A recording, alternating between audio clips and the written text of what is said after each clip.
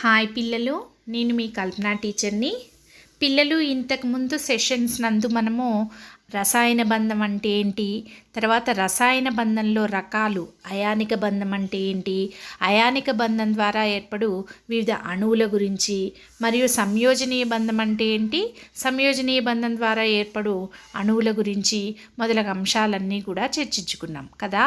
అయితే ఈ సెషన్ నందు మనము ఇంకొక కొత్త బంధం గురించి చెప్పుకుందాం. అదే ధృవాత్మక సంయోజనీయ బంధం.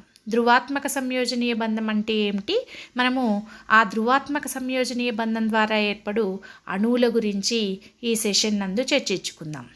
అంతేకాకుండా అయానిక సంయోజనీయ ధృవ సంయోజనీయ పదార్థాల యొక్క ధర్మాల గురించి కూడా మనము ఈ వీడియో నందు చెప్పుకుందాం. పిల్లలు, మీకు తెలుసు అయానిక బంధం అంటే ఒక పరమాణువు నుంచి ఇంకో పరమాణువుకి ఎలక్ట్రాన్లు బదిలీ కాబట్టం వల్ల అయానిక బంధం ఏర్పడుతుంది.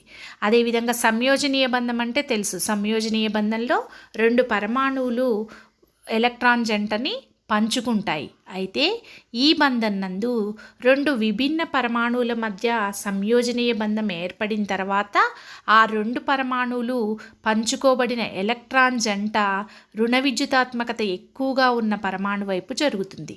దానివల్ల ఏర్పడే బంధమే ధృవాత్మక సంయోజనీయ బంధం.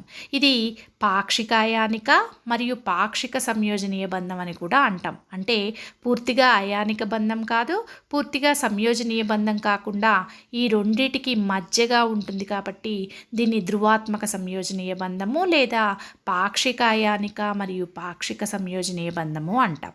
కాబట్టి ఈ ధృవాత్మక సంయోజనీయ బంధం ద్వారా ఏర్పడు అణువు గురించి, అవి ఏ విధంగా ఉంటాయి అనేది తదుపరి వీడియోలో మనం చర్చించుకుందాం.